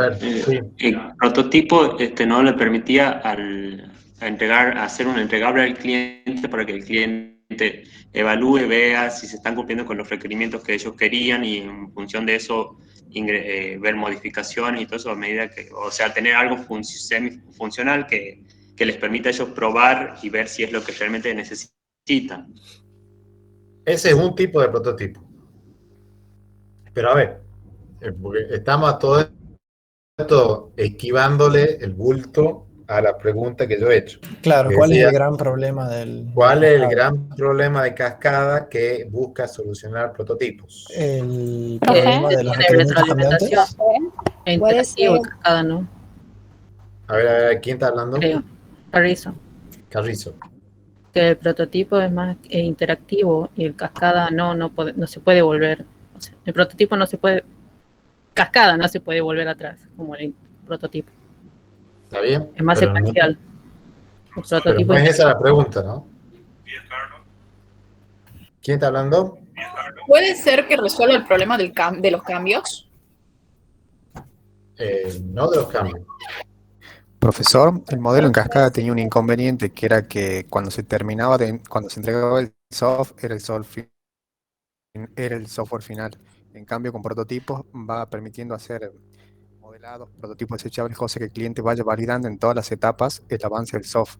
A punto de Pero a cuando ver, se entrega el soft, a ver, está bien todo eso, pero no están contestando la pregunta.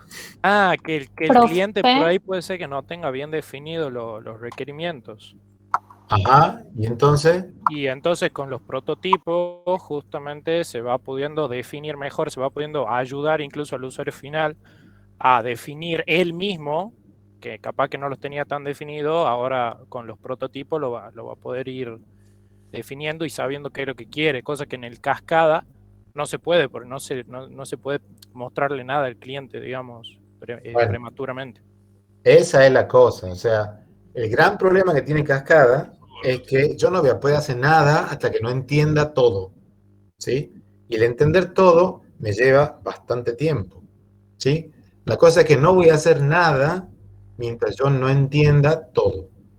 Ahora, el prototipo, ¿qué es lo que me dice? Es, bueno, una de las cosas que puede acelerar el proceso ese de entendimiento del problema es que yo, por ejemplo, le muestre al cliente, no tiene que ser algo que necesariamente en computadora, puede ser, por ejemplo, en una hoja de papel, yo le dibujo, por ejemplo, una pantalla y le digo a él, y bueno, usted acá va a ingresar tal dato, en esta lista va a desplegar y va a sacar tal dato que está acá se le va a habilitar esto con esta información, y el cliente que me va diciendo sí, no, más o menos, eso me va ayudando a mí a que yo entienda más el problema, ¿sí? La cosa es que yo de alguna manera logro entenderlo el problema de manera más rápida, ¿sí? O sea, llego al final de la etapa esa de análisis que tiene prototipo, que tiene cascada, llego de manera más rápida con los prototipos. Por eso el chiste de hacer un prototipo es hacerlo rápido, ¿sí? Si yo, para armar un prototipo, me voy a demorar ahora mucho, y bueno, sigo con cascada. ¿Se entiende la idea? Sí. Imagínense que ustedes trabajan en una empresa que se dedica a fabricar autos, ¿sí? Y ustedes quieren sacar un nuevo diseño de auto. ¿Está? Y bueno, tienen una posibilidad que ustedes digan, bueno, yo me pongo a hacerlo al auto a tamaño real, con todos los detalles que va a tener ese auto, y bueno, me pongo a probar y digo, no, bueno, la curvatura está así, la había hecho así, no, hay que hacerla así, vuelta a cambiar eso. Y ahora las ruedas que estaban así, ahora tienen este tamaño, así, no, bueno, cambio. Y obviamente, voy a estar años hasta que diga, acá está el diseño nuevo del auto. Y mientras tanto, la compañía, lo que son, digamos, ¿cómo se dice? No me sale. La competencia ha sacado 5 modelos de auto, ¿sí? Mejores que el mío porque ya pasó tiempo. ¿Qué hago yo con mi diseño de auto que me he pasado años haciendo? Nada. Entonces, ¿cuál es la idea? La gente que, ustedes han visto también eso, digamos, que si están por hacer un diseño nuevo de algo, trabajan con un modelo a escala de ese algo. Y empiezan a probar ese algo y le empiezan a hacer pruebas de esa cosa chiquita a escala. Y sobre eso empiezan a hacer pruebas, ensayos, etcétera, hasta que eso está bien. Y bueno, finalmente, cuando obtienen toda la información que necesitan con esa cosa chiquita, recién pasan a la escala real. La misma idea es con los prototipos. O sea, en lugar de entenderle, digamos, desde el cliente lo que él dice, la idea de él, es tratar de decir, bueno, a ver, él finalmente con esto va a interactuar, digamos, a través de una pantalla para hacer algo. Y bueno, entonces yo le empiezo a diseñar la pantalla y digo, usted va a poner esta información acá, esto se le habilita solo, esto se carga acá, esto tienen que buscarlo aquí, acá. Eso le va ayudando a él también a poder expresarse y me va ayudando a mí a poder entenderlo. ¿Se entiende la idea? Sí. Bien. Sesca Foggiato. Aquí estoy, profe. ¿Cuántos tipos de prototipos habrá? O sea, de los que se presentan ante el cliente, o sea, las formas en las que se puede presentar. Sí, a ver. Bueno, se pueden presentar, como usted ya dijo, en papel, se pueden presentar lo que son prototipos funcionales. Nosotros, por ejemplo, en las materias que ya venimos cursando, hacemos prototipos con aplicaciones que, si bien no son funcionales, pero muestran cómo más o menos va a ser la interfaz, por ejemplo. Y no sé qué más decir, maqueta, no sé, sinceramente. Hasta ahí. ¿La maqueta sería un prototipo? Sí, porque presenta a grandes rasgos lo que va a ser, digamos. Y a ver, está bien eso, ¿no? Sí. Cobo, ¿está? ¿Cómo? Cobo. O sea, ¿cómo lo presenta? No, digo sí. Sofía Cobo está. Ah, perdón, gracias. Está Sofía Cobo, Lucas Coletti. Sí, profe. Coletti. Sí. La maqueta, ¿qué tipo de prototipo sería? La maqueta, si no me equivoco, no sería de tipo alta. ¿Cómo de tipo alto? ¿Qué quiere decir tipo alto? De alta fidelidad. ¿Qué quiere decir esto de alta fidelidad acá? No son los que normalmente perciben los problemas de usabilidad que vamos a tener. No sé. O sea, tenía entendido, no sé si estoy en lo correcto, de que la maqueta validamos si la idea de cierta forma es funcional o no, y se perciben, digamos, los problemas de usabilidad mediante, no sé, tipo de testeos o los feedbacks con el usuario. Está bien. Ahora, ¿la maqueta en algún momento se va a transformar en el sistema final o no?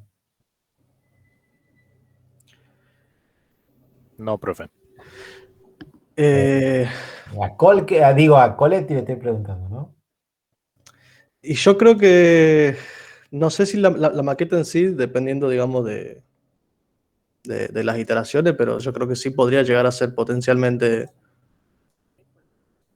a presentarse, digamos. Es como un bosquejo que se va a ir puliendo a través de las iteraciones hasta llegar, digamos, a la idea. Bueno, la maqueta, como su nombre lo indica, es una maqueta, no se transforma en el sistema final. Por eso a ese tipo de prototipo se le denomina prototipo desechable. ¿Sí?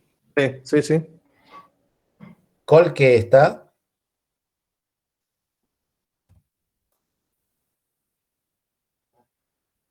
¿No está Colque? ¿Y qué otro tipo de prototipo habrá, aparte del desechable? El prototipo exploratorio, profe. ¿Quién habla? Díaz Carlos. Díaz Carlos. ¿Qué quiere decir prototipo exploratorio? Sí, cuando se trabaja con los clientes, hasta evolucionar, se evoluciona un sistema final a partir de la especificación inicial. Claro. Y o sea, se va con especificaciones poco entendibles y se va resolviendo, digamos. O sea que ustedes tienen, por un lado, el prototipo que se denomina así, desechables, o sea que lo único que buscan es que yo entienda algo, el problema, y una vez que lo entendí, listo, ya no me sirve el prototipo, ¿sí? Es como que ustedes digan, estoy haciendo el nuevo diseño de un auto y lo hago hacia el diseño del auto en madera, por ejemplo, ¿sí? Una vez que le alcancé la forma que yo estoy buscando para hacer ese auto, bueno, obviamente ese auto en madera no me sirve, ¿está? Lo tiro. Y la otra posibilidad es que tengan lo que se denominan los prototipos evolutivos, o sea, eso finalmente se va a transformar al final de todo en el sistema mío. Yo lo voy evolucionando y cada vez que interactúo con el cliente voy agregando nueva funcionalidad hasta que finalmente tengo el sistema completo. ¿Se entiende la idea? Sí, profe. Bien. ¿Alguna desventaja tiene el modelo de prototipos? Sí. Sí. ¿Qué desventaja? Por ejemplo, puede ser que el desarrollador quería, digamos, lo que sería la tentación de ampliar este prototipo y construir un sistema final y que no se tenga en cuenta, por ejemplo, la calidad adecuada que debería tener Claro. el software. ¿Sí? Los Muchas veces requisitos no cuando está funcionales. mostrando, por ejemplo, un prototipo de los que son así del tipo evolutivos, como el chiste de los prototipos es hacerlo de manera rápida, ¿sí? Uno a veces va y le muestra algo que está funcionando, por ejemplo, en la máquina, y supongamos uno está haciendo una búsqueda de algo, ¿sí? Ahora, cuando uno hace una búsqueda para mostrarle ahí a la persona, uno ¿qué va a hacer? Y por atrás tiene, no sé, 10 datos, ¿sí? Y uno utiliza un algoritmo de búsqueda que es cero eficiente, porque uno lo único que hace es decirle, bueno, y con este botón acá muestra y busca un dato en particular, ¿sí? Entonces el cliente ve eso, obviamente él hace una búsqueda, encuentra el dato, lo ve al dato, etcétera, y no tiene idea de que por atrás de todo eso, el algoritmo que se estaba siguiendo es el menos eficiente de todo, porque lo único que yo buscaba hacer era mostrarle que con este botón se busca, ¿sí? Entonces el cliente cree que ese es el sistema, ya esa es la versión final de eso. Entonces, cuando uno finalmente entiende cuál era el problema que tenía el cliente, bueno, hay que decirle, bueno, en realidad esto es toda una pantalla, no es el sistema final, no es la versión final, a esto ahora hay que cambiarlo, ¿sí? Esa es una de las desventajas que tiene el tema de modelo de prototipos. Y la otra, bueno, tienen que hacerse de manera así rápida, porque si no, no gano nada en hacer prototipos. Puedo seguir directamente con el modelo cascada y no me tengo que aprender un modelo nuevo para hacer esto. Profesor, Sí, puede ser que otra desventaja que haya es que al tener estas reuniones con el usuario puedan surgir nuevos cambios que no se hayan tenido previstos y eso vaya demorando también como que el tiempo que uno estima para las cosas lo vaya demorando, vaya retrasando, al tener que sí, volver. también. Profe, y eso a la vez no permitiría estimar el costo final del producto, porque si están ingresando cambios. Y claro, esa es una de las cosas que hace que la estimación de un producto software sea más difícil que la estimación de otro tipo de cosas. ¿Está? Bien.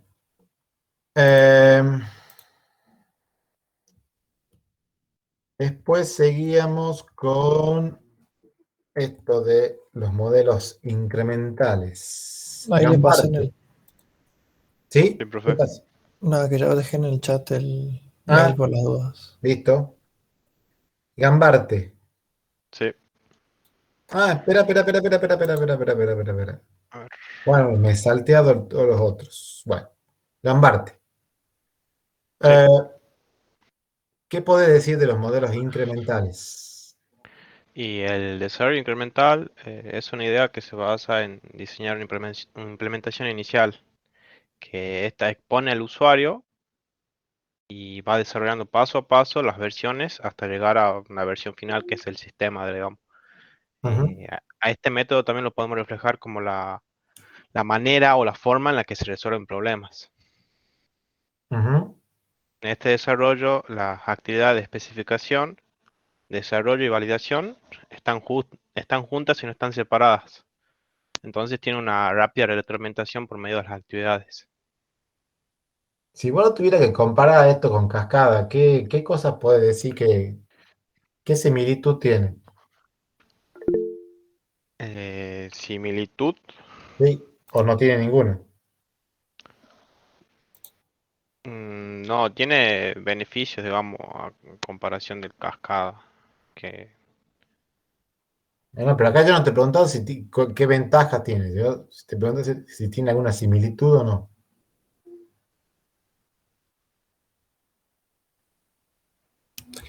No, ¿Puede no ser, lo profe, veo. que este modelo se puede combinar con el modelo de cascada?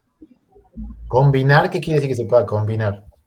A medida que se van desarrollando los incrementos, se puede aplicar el modelo en cascada para cada incremento.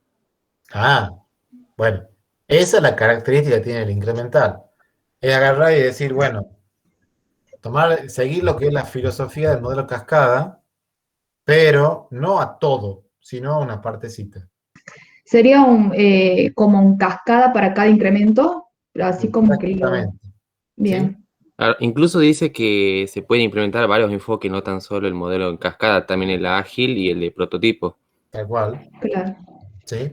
Entonces la idea de esto es decir, bueno, tomo una partecita y, por ejemplo, si le voy a hacer a esa partecita un modelo cascada, digo, bueno, a esa partecita voy a tratar de entenderla, o sea, voy a hacer el análisis, luego le voy a hacer un diseño a eso, luego lo voy a codificar, le voy a hacer pruebas, etcétera, termino y le entrego esa partecita al cliente.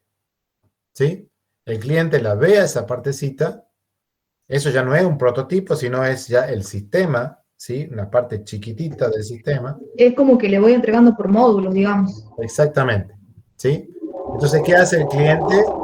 Lo empieza a probar, lo empieza a usar, lo empieza a probar. Y de ahí me tiene que dar una realimentación a mí y decirme, bueno, esta parte está bien, esta parte está más o menos, esta parte está mal. O todo bien, o todo más o menos, o todo mal, ¿sí? Depende, obviamente, que se haya hecho, etc. Entonces, supongamos que hubiera algo para modificar de lo que yo he hecho, bueno, en el segundo incremento, lo que se hace es, se modifica esa parte y se toma otra partecita y otra vez se vuelve a hacer eso de análisis, diseño, implementación, prueba, etc. ¿Sí? Y se va así avanzando de incrementos hasta tener el sistema final mío. O sea, es dividir el modelo cascada en partes más chicas, por ejemplo, y a cada parte seguirle, aplicarle el modelo cascada. O a cada parte aplicarle otro tipo, como también puede ser otro tipo, digamos, de modelo que se aplique. ¿Se entiende la idea? Sí, profe. Sí, profesor.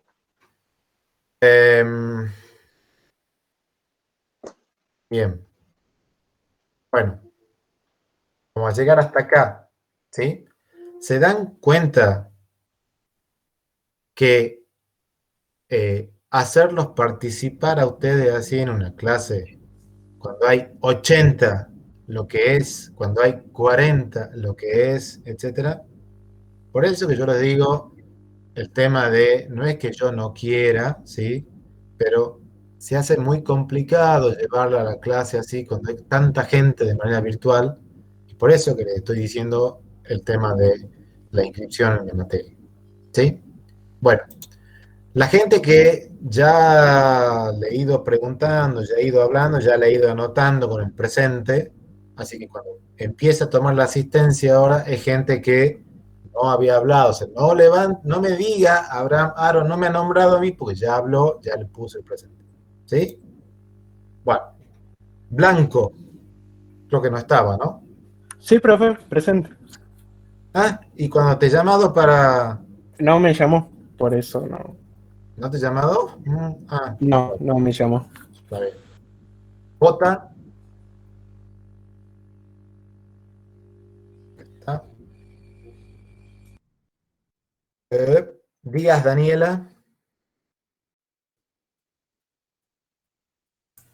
Bota ahí se presenta en el chat, profe.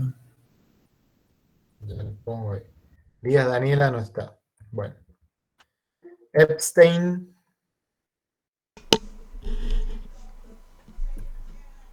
Farfán.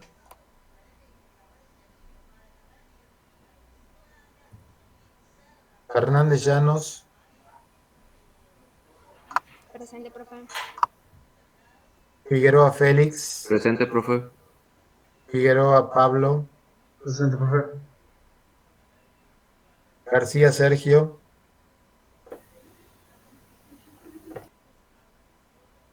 Gonza.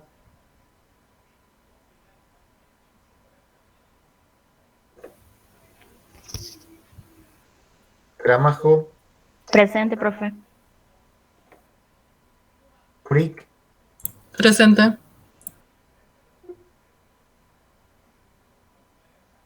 Lama Zambrano, Presente, profesor. López Parisotto,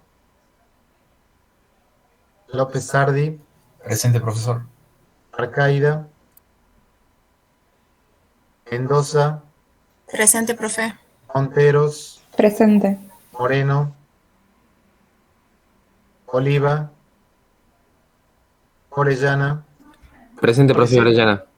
Presente, Oliva, profesor. Presente, Orellana. Palacios presente.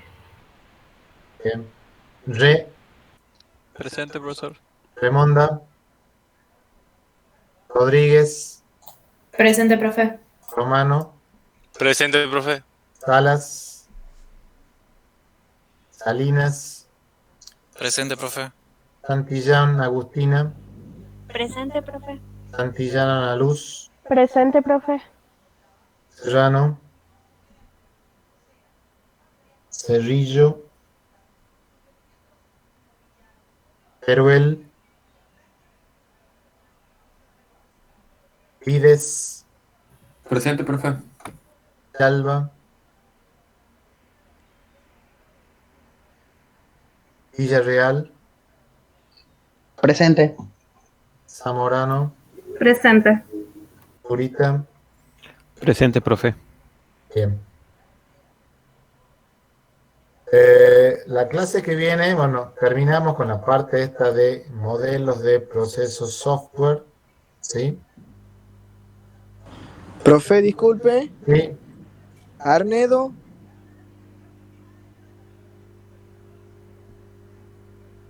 Arnedo, y cuando te he llamado para preguntarte algo, nunca has respondido.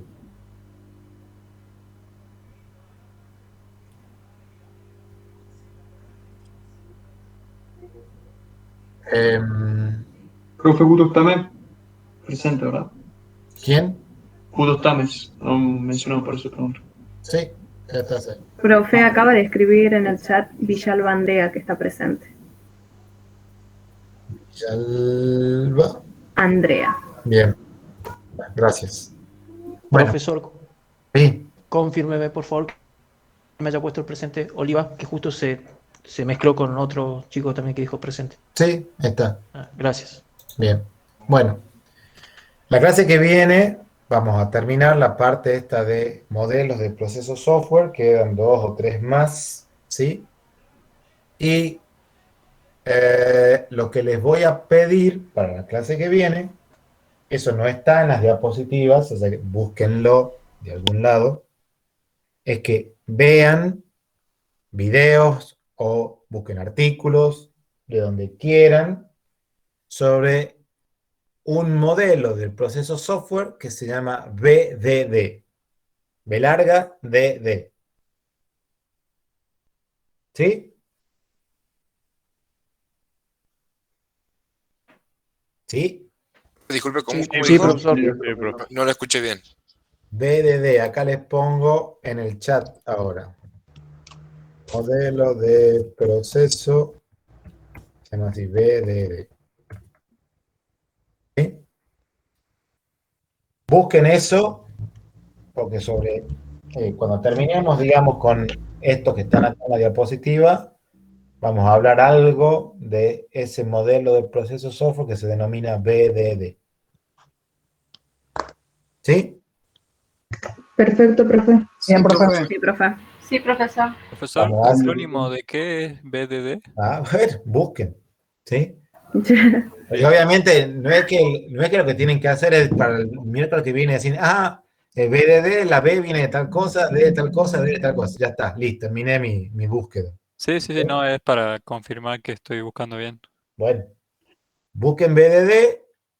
La única cosa que les puedo decir es una metodología de desarrollo de software o es un modelo de proceso de software, como lo quieran llamar. Eso es BDD. ¿Sí?